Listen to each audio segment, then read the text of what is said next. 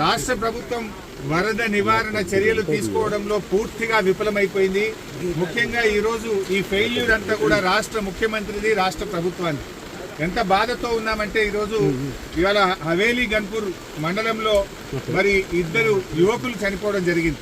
వాళ్ళ పిల్లలు, ముఖ్యంగా ఇద్దరు పిల్లలు గురుకుల పాఠశాలలో చదువుతున్నారు. వర్షాల వల్ల గురుకుల పాఠశాల లీక్ అవుతా ఉంది, మీ పిల్లల్ని తీసుకుపోండి అని ప్రిన్సిపల్ ఫోన్ చేస్తే పిల్లల్ని మెదక్కు పోయి తీసుకొచ్చుకుందామని బయలుదేరి మరి ఆటోలో నడుపుతున్నటువంటి యాదగౌడు, ఆటోలో కూర్చున్న సత్యనారాయణ ఇద్దరు కూడా ఈ వరదలో ఆటో కొట్టుకుపోయి చనిపోవడం జరిగింది.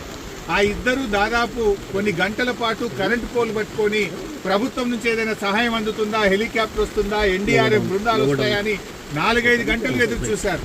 కరెంటు పోల్ మీద నుంచి ఫోన్లు కూడా చేశారు. కానీ కలెక్టర్ గారు కానీ జిల్లా యంత్రాంగం ఎవరు స్పందించలేదు. మధ్యాహ్నం 2 తర్వాత కరెంటు పోల్ కూడా వరద ఉధృతికి పడిపోయి ఆ వరదలో కొట్టుకొని ఆ ఇద్దరు కూడా చనిపోవడం జరిగింది. అంటే ఇది కేవలం ప్రభుత్వ వైఫల్యం. నిన్న ఒక మంత్రి గారు మాట్లాడుతూ అంటాడు, హెలికాప్టర్ అంత అవసరమైతే తప్ప వాడద్దట, మీరు మాత్రం పెళ్లిలకు వాడుండ్రి, బీహార్లో రాజకీయాల కోసం వాడండి, మీ సొంత కార్యక్రమాలకు వాడుకోండి. ఆనాడు ఖమ్మం జిల్లాలో కూడా హెలికాప్టర్ పంపకపోతే ప్రాణాలు పోయినాయి. ఇవాళ మెదక్ జిల్లాలో కూడా సకాలంలో హెలికాప్టర్ రాక ప్రజల ప్రాణాలు పోయినాయి. అంటే ప్రభుత్వం ముందస్తు చర్యలు తీసుకోలేదు. నిజాం సాగర్లో ఈ వరద ఉధృతిని చూసి గేట్లెత్తి ముందుగానే నిజాం సాగర్ను ఖాళీ చేసి ఉంటే బ్యాక్ వాటర్లో ఇంత నష్టం జరిగి ఉండేది కాదు. అటు ఇంజనీరింగ్ లోపం ఉంది, ప్రభుత్వ వైఫల్యం ఉంది. నిన్న ముఖ్యమంత్రి గారు ఇంత వరదలు వస్తుంటే వీడియో కాన్ఫరెన్స్ పెట్టి అత్యవసరంగా రివ్యూ చేయాల్సిన ముఖ్యమంత్రి ఆయన మూసీ సుందరీకరణ రివ్యూ చేస్తున్నాడు. ఇవాళ పొద్దున్న లేచి ఆటల పోటీల గురించి రివ్యూ చేస్తుంది. ఒక దిక్కు ప్రజల ప్రాణాలు పోతున్నాయి, తాగడానికి నీళ్లు లేవు. హవేలీ గన్పూర్లో నిన్నటి నుంచి కరెంటు లేక 7-8 గ్రామాల ప్రజలు మంచినీళ్లు లేక వర్షపు నీళ్లను ప్లేట్లలో, గ్లాసులలో పట్టుకొని తాగుతున్న పరిస్థితి ఉన్నది. ఇవాళ రేపు అంటు రోగాలు ప్రబలేటువంటి అవకాశం ఉంది. వచ్చే 24 గంటలు ఇంకా పెద్ద ఎత్తున వర్షాలు ఉన్నాయని వాతావరణ శాఖ చెప్తా ఉంది. ప్రజలు ఇబ్బందుల్లో ఉన్నారు.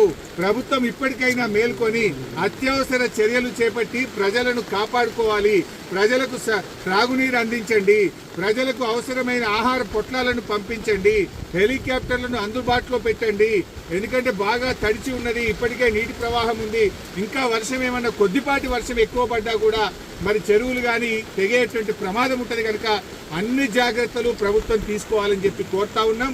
ఏదైతే పంట నష్టం జరిగిందో ఒక్కొక్క రైతుకు ఎకరానికి 25,000 రూపాయల సహాయం అందించాలని కోరుతున్నాం.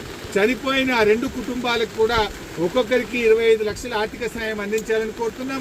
ఇక్కడే పక్కనే దూప్ సింగ్ తండా ప్రజలు తండాను వదిలిపెట్టి గుట్ట మీద ఉన్నారు. రాత్రంతా